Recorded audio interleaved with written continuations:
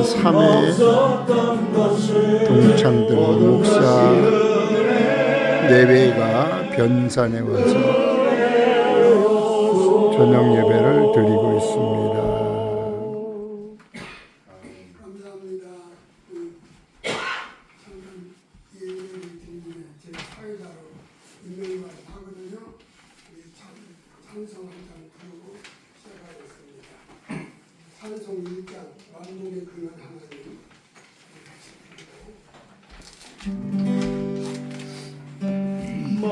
만국의 근원 하나님 온 백성 찬송 드리고 저 천사여 찬송하세 찬송 선고 성자 성령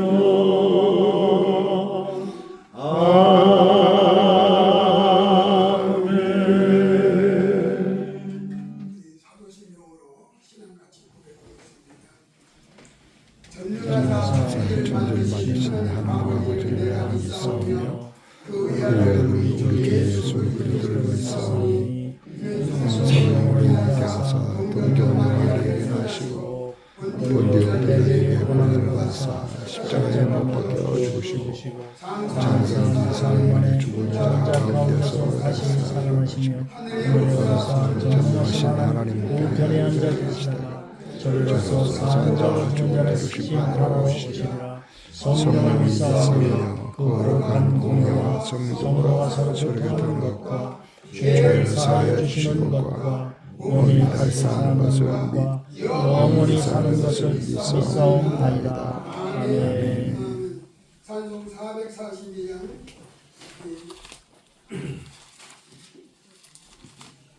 없으면 찬송 그냥 드릴까요? 네? 442장 442장 전화기에 다 예, 전화기에 다 있죠? 저 장미꽃 위에 있어요. 전화기 다 피세요.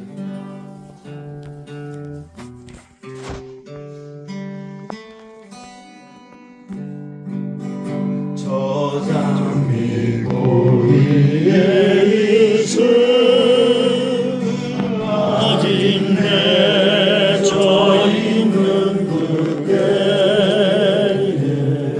그의 은이 소리 들리니 그 음성 분명하라 주나 동행을 하면서 날 친구 삼으셨네. 우리 서로 받은 그 기쁨은 알 사람이 없도다.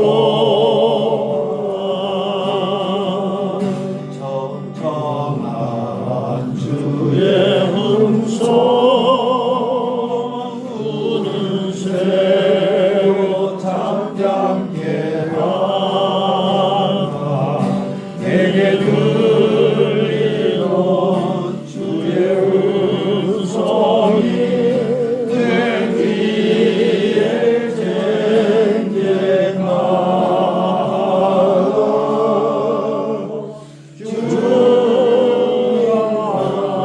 주와 동행을 하면서 나를 친구 삼으셨네.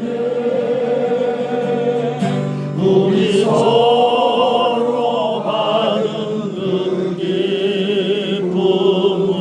기쁨은 알 사람이 없도다. 안 믿도록 동산하네.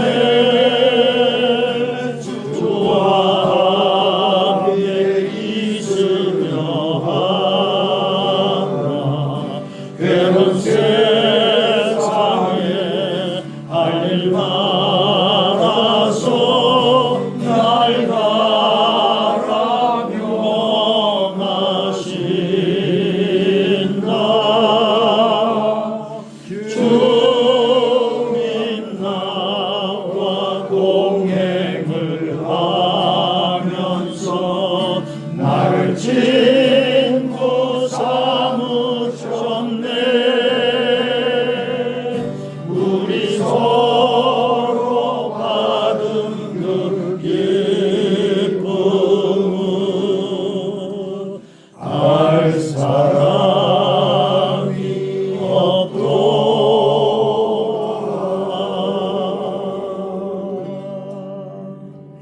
이 시간 우리 김용주 목사님 기도 인도하겠습니다. 기도합시다.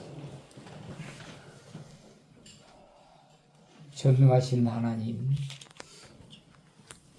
거룩하신 하나님, 그리고 무한히 신실하신 하나님, 우리를 택하여 부르시고 더하여 우리를 일반 교인들로 두지 아니하시고 하나님의 거룩하신 뜻을 찾아 발견하며 그 거룩하신 뜻을 내신 삼위일체 하나님을 경외함으로 찾고 부르며 그 하나님을 아바, 아버지라 부르면서 하나님의 자녀로 하나님의 백성으로 살게 하신 은혜를 인하여 감사합니다. 또 거룩하신 삼위일체 하나님께서 우리가 연약하고 힘이 부족함에도 불구하고 하나님의 교회 안에 지도자로 세우시되 때로는 집사이기도 하고 때로는 권사이기도 하고 때로는 장로이면서 교훈하는 장로로서 부족한 가운데 겸손하게 살아계신 하나님의 뜻을 따라 목양할 수 있는 은혜를 주신 것을 인하여 무한히 감사합니다. 이 땅에서는 나그네와 행인으로 살게 하시고 개혁자들이 선언하며 부르짖으며 살았던 것처럼 나는 삼위일체 하나님 앞에 나 오늘 여기에 있다라고 현실 생활 속에서 하나님을 배제하지 않고 살았던 것처럼 또 하나 부르짖기를 영원에 있대요. 나 오늘 있다, 오늘 여기 있다라고 선언하면서 살았던 것처럼 우리 나그네 세월이 그런 삶이 될 수 있도록 도와주셔서 참으로 감사합니다. 너무 부족한데 사람 앞에서도 부족하고 하나님 앞에서는 비교할 수 없이 무한히 부족한데 하나님의 선하신 손에 붙들려 우리의 목양을 마치기도 하고 또 계속해서 목양을 진행하도록 은혜를 베풀어 주신 것을 감사합니다. 우리 동료들 가운데서는 이미 살아계신 하나님의 거룩하신 뜻에 의하여 가장 높고 영화로움으로 부르심을 받아 우리가 사모하고 살아야 할 그곳에서 존재하며 살아가도록 은혜를 베풀어 주셨음을 인하여 감사합니다. 우리 또한 이 땅에서 나그네와 행인의 마음으로 겸손히 은퇴한 자들은 더 광범위한 하나님의 교회를 섬기며 일일이 권하며 위로하며 격려하며 소망을 갖게 하는 우리 나머지 생을 살도록 인도하여 주옵소서. 살아계신 하나님, 우리 동료들 가운데 육신이 나간 자들이 있는 줄 주께서 아시오니 일일이 거명하지 않더라도 주께서 은혜를 베풀어 주셔서 우리의 연약함이 하나님 앞에서 우리의 심령이 더 강건함으로 있게 하시고 주의 선하신 뜻을 따라 회복하게 해주실 때에 더 간절한 마음으로 하나님을 찾고 목양하며 우리의 참된 이웃들과 우리를 대적하는 이웃들까지를 돌아보며 나그네 생을 잘 마칠 수 있도록 은혜를 허락하여 주시옵소서. 전능하신 하나님, 거룩하신 하나님, 하나님 앞에서 참으로 연약함을 고백하고 죄인됨을 고백하고 우리의 모자람을 아뢰고 하나님의 뜻을 찾는 사람 앞에서도 겸손하고 겸비할 뿐만 아니라 무한하신 하나님 앞에서는 참으로 무한히 겸비한 자로서 이런 상태에서 목양을 하거나 우리의 이웃을 돌아보는 그런 은총을 허락하여 주옵소서. 예배 중에 가장 복된 삼위일체성으로 예배를 시작하게 하시고 성경 전체의 엑기스가 되어 있는 우리의 참된 고백으로 사도신경으로 신앙을 고백하게 하시고 또 가장 복된 내용으로 찬송을 드리게 하시고 이 시간은 하나님의 말씀을 듣겠사오니 사람의 말로 들리지 아니하고 하나님의 거룩하신 말씀으로 들리게 하시고 우리가 예배를 마치고 돌아가서도 우리의 강단에서 우리의 뜻을 전함이 없이 살아계신 하나님의 뜻을 전하고 우리의 현실에 하나님이 임재하시고 동행해 계심을 믿으면서 다른 사람과도 동행하는 그런 은총의 방식을 우리에게 허락해 주옵소서. 우리에게 가장 보화로 허락해 주신 하나님 자신이 우리의 상급이요 유일한 복이요 유일한 보화요 유일하신 생명이시오니 이 하나님을 굳게 의지하며 우리가 목양을 하든지 목양을 쉬든지 하나님의 은총 가운데 거하도록 도와주옵소서. 말씀을 전하는 주의 종에게 은혜를 베풀어 주옵소서. 예수 그리스도 이름으로 기도하옵나이다.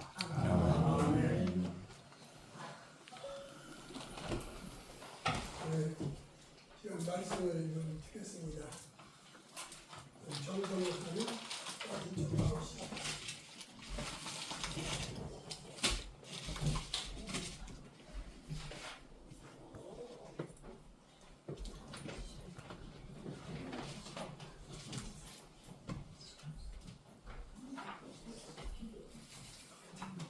이곳이 전라북도여서 전라북도에 있는 저희들에게 사회와 말씀을 맡긴 것 같습니다. 이해해 주시기 바라고요. 하나님 말씀 보겠습니다. 욥기 42장 1절에서 6절까지 보겠습니다. 욥기 42장 1절에서 6절.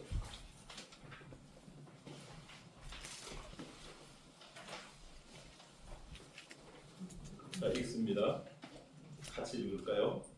욥이 여호와께 대답하여 이르되 주께서는 못하실 일이 없사하며 무슨 계획이든지 못 이루실 것이 없는 줄 아니 무지한 말로 이치를 가리는 자가 누구니까.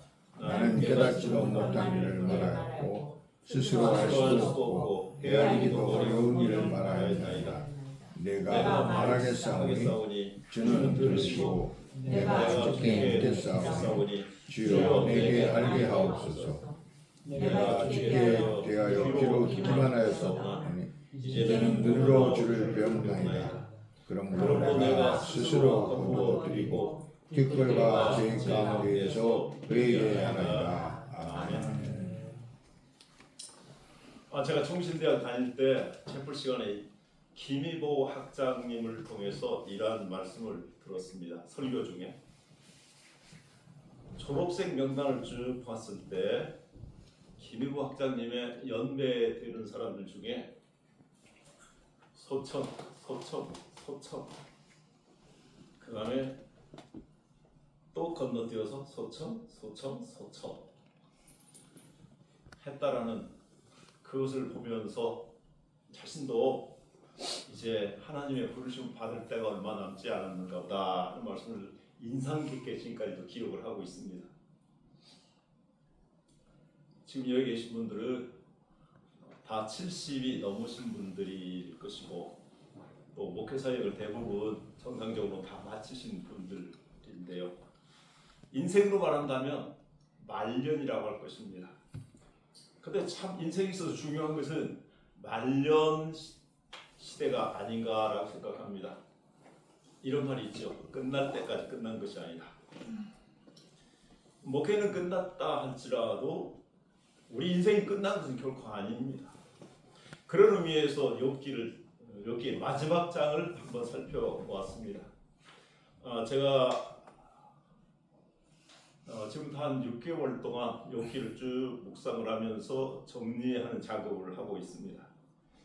그래서 간단한 책을 하나 내려고 하고 있는데, 그래서 욥기의 말씀을 생각하면서 저는 욥기의 가장 중요한 메시지의 핵심이 이 세 가지라고 생각을 하고 있습니다. 하나는 모든 것이 하나님의 주권적인 은혜다.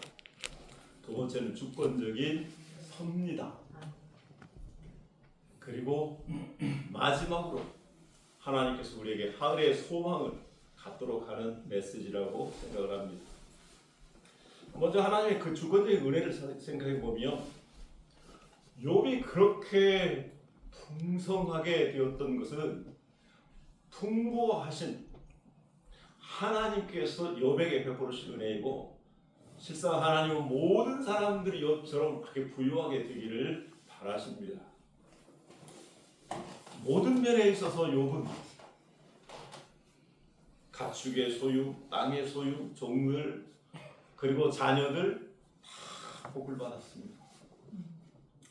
그것이 하나님의 풍성한 복이고 우리 모두 다 그렇게 살기를 바랍니다. 그러나 욥에게는 고난이 있었습니다. 그 욥의 고난을 통해서 하나님께서는 그를 정금같이 단련해서 훌륭한 사람으로 이렇게 성화시켜 주셨는데, 고난도 우리에게 하나님 베푸신 은혜일 때가 참 많이 있습니다.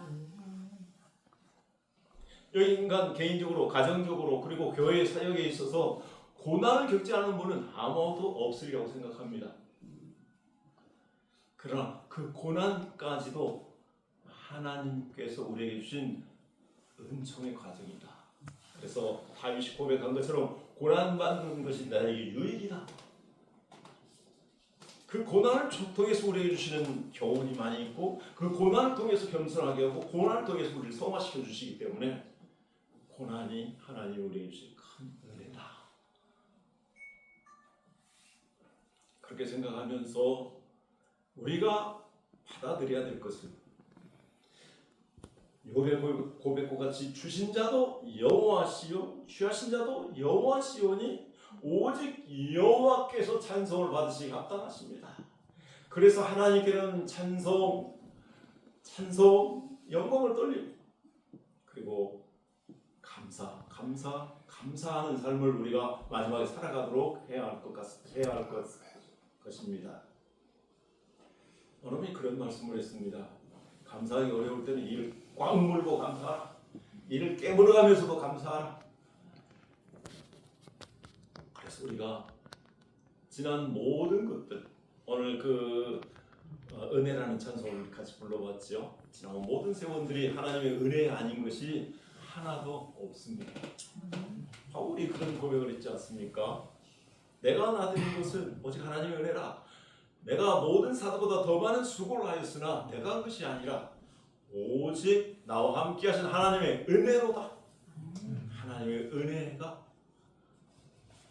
우리에게 주어진 것입니다. 두 번째, 하나님의 주권적인 섭리가 있습니다. 오늘 42장에 보면 7절 이하에 욥이 엄청난 2배의 복을 받았음을 우리에게 말씀하고 있습니다. 저는 욥에 대해서 이렇게 반문하고 싶습니다. 만약 저에게 또 여러분들에게 하나님께서 나중에 인생의 말년에 2배의 복을 줄 테니까 그렇게 모든 것이 풍비박산되고 자녀들이 다 비참하게 죽고 그래도 괜찮겠는가? 라고 묻는다면 여러분 그렇게 하기를 원하십니까? 그럴 사람은 아무도 없으리라고 생각합니다. 어떻게 자식이 네 앞에서 죽는 것을 볼 수 있겠습니까? 그러면 왜 하나님께서 욥을 그렇게 택하셔서 욥에게 그러한 엄청난 고난의 과정을 주셨는가? 저는 한마디로 여기 맨 마지막 이 고난 후에 140세를 더 살았기 때문에 여러 가지 정황들을 봤을 때 아브라함 시대쯤이다라고 봅니다. 그때 하나님에 대한 계시가 어디 있겠습니까? 그래서 하나님에 대한 계시를 알려주기 위해서 하나님께서 욥을 선택하셨다고 봅니다. 그 욥을 통해서 하나님께서 우리에게 보여주신 그 계시의 핵심은 무엇입니까? 하나님에 대해서 무지하였고 더더군다나 구원자 예수 그리스도에 대해서 알 수도 없었고 구원의 방법도 몰랐었고 더더군다나 성령님의 그 다양한 사역들에 대해서 이해할 수 없는 그 시대의 사람들에게 물론 나중에 이제 편집되어서 기록된 것으로 보이지만 그런 하나님의 계시를 보여주시기 위해서 욥을 선택했다고 봅니다. 첫째, 하나님에 대한 계시가 있습니다. 하나님은 어떤 분이십니까?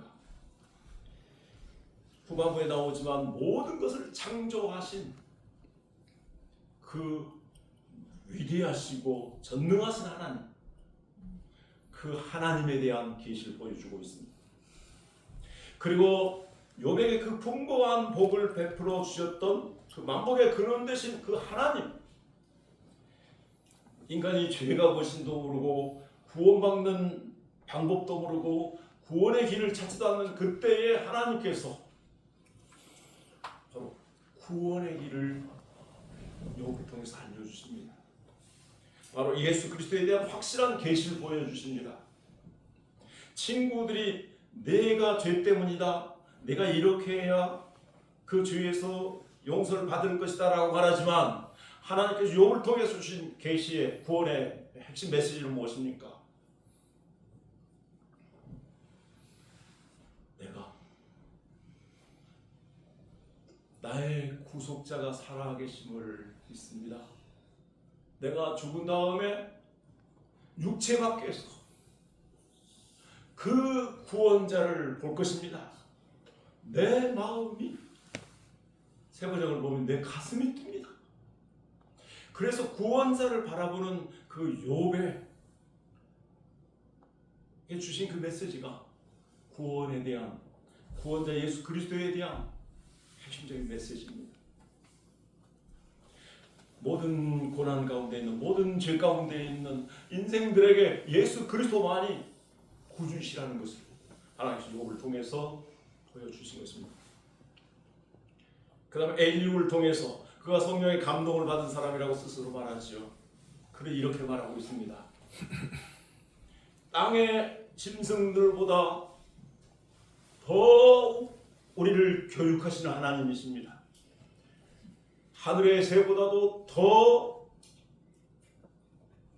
지혜를 주시는 하나님이십니다. 인생의 밤중에도 노래하게 하시는 하나님이 계십니다. 바로 우리에게 이러한 교육을 해주시고 또 우리에게 지혜를 주시고 우리로 어떠한 인생의 역경 가운데서도 하나님을 찬양할 수 있도록 하시는 그분이 누구십니까? 성령 하나님이십니다. 이러한 성부 하나님, 성자 예수 그리스도, 성령 하나님에 대한 계시를 욥을 통해서 보여주시기 위해서 하나님이 욥을 그를 택하신 것이라고 믿습니다. 그렇다면 우리는 어떤 사람들입니까? 우리는 복음을 맡은 자들, 하나님의 말씀을 맡은 자들입니다. 하나님의 섭리 가운데서 하나님께서 우리에게 그러한 은사를 주셨고 그런 기회를 주셨습니다. 그리고 그 일들을 거의 다 마쳤거나 아니면 이제 마지막 단계에 있을 것입니다. 이제 목회 사역에서도 거의 말년이라고 할 수 있을 것입니다. 이제 중요한 것은 이 모든 것들이 하나님의 섭리 가운데 되어졌기 때문에 목회를 크게 할 수도 있고 작게 할 수도 있고 또 성공할 수도 있고 또 힘들어할 수도 있고 사역할 때는 좋았지만 사역 이후에 더 가슴 아픈 일들이 있을 수 있습니다. 그러나 이 모든 것들도 하나님의 섭리 가운데에서 우리의 사명이 거의 다 끝난 것 같습니다. 그러므로 우리의 사역의 뒷모습은 사도 바울이 고백한 것처럼 다 잊어버릴 수 있길 바랍니다. 내가 지금까지 달려온 것들 다 잊어버리고 하나님이 위에서 부르신 부름의 표대를 향해서 달려가노라 고백했던 것처럼 앞으로의 우리의 남은 생에 하늘의 소망을 향해서 우리가 달려갈 수 있기를 바랍니다. 사도 바울이 이렇게 말하고 있습니다. 나도 나를 판단하지 아니하노니 오직 나를 판단하실 분은 바로 우리의 구주이시며 대제사장이신 예수 그리스도라고 말씀합니다.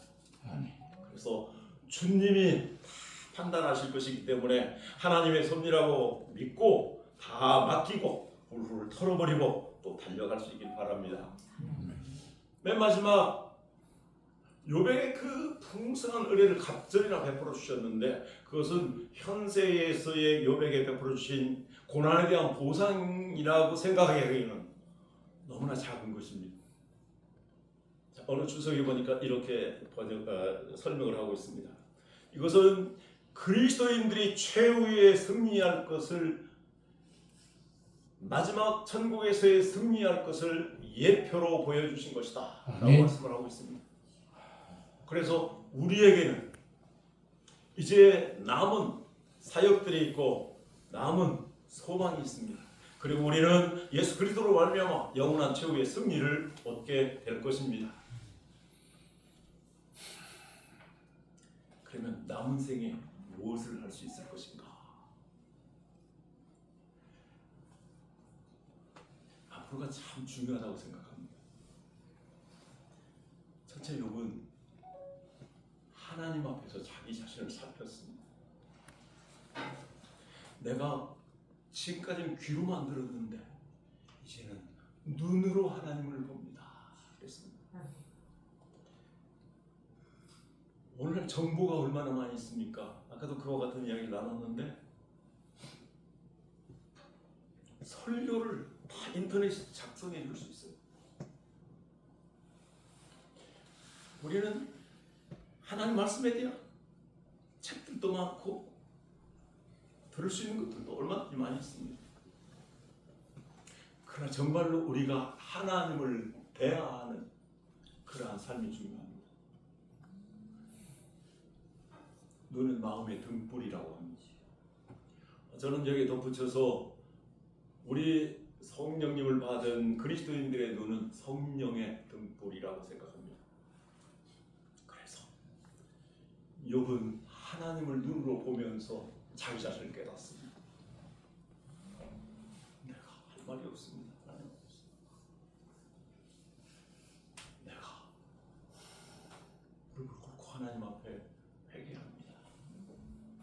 그래서 최후의 영광스러운 소망을 얻기 위해서는 먼저 하나님 앞에서 우리 자신을 늘 살피면서 더욱 성화되어 갈 수 있도록 해야 할 것입니다. 칼 커지라는 그런 유명한 신문 기자가 있는데 그는 이런 말을 했습니다. 늙지 말고 성숙해져라. 우리가 더욱 성숙하기 위해서는 하나님 앞에서 우리가 늘 성화되어 나가야 할 것입니다. 제가 존경하는 목사님 한 분이 계십니다. 존 스토트 목사죠. 여러분 다 아시죠? 그분은 88세까지 설교 저술 활동을 열심히 했습니다. 그리고 89세가 되어서 모든 책의 인쇄를 제3 세계에 살고 있는 신학교의 학생들에게 다 바쳐라. 그리고는 홀로 기도방으로 들어갔습니다. 우리로 말한다면 기도원이겠죠. 그래서 6개월 동안 하나님과 내 자신이 하나님만 대면하면서 하나님 나에게 주신 말씀을 묵상하면서 내 자신을 정리하겠다. 그래 6개월 정리한 다음에 하나님의 부르심을 받았습니다. 두 번째로 우리 마음을 높게 가셨으면 좋겠습니다. 나이가 들수록 마음이 좁아집니다. 인생에 받은 상처가 너무나 크기 때문에 좁아집니다. 근데 욥을 보십시오. 어떤 일을 했습니까? 먼저 그는 자기를 그렇게 비난하고 정죄하였던 친구들에게 하나님의 말씀을 따라서 기도했습니다. 그렇게 비난하고 그렇게 조롱했는데, 자기를 정죄했는데 그들을 위해서 기도한 것입니다.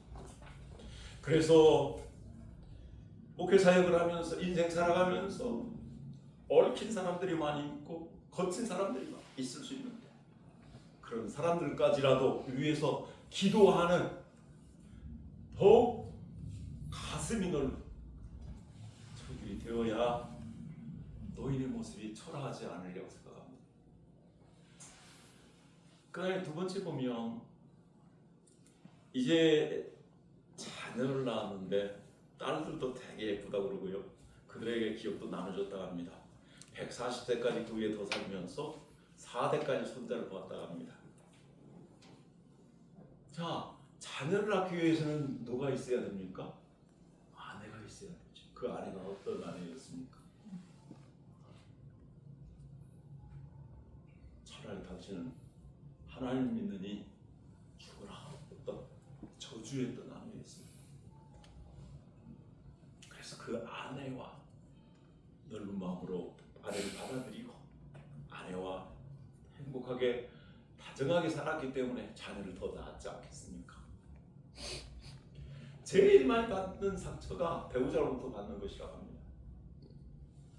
목회자도 그럴 수 있다고 합니다.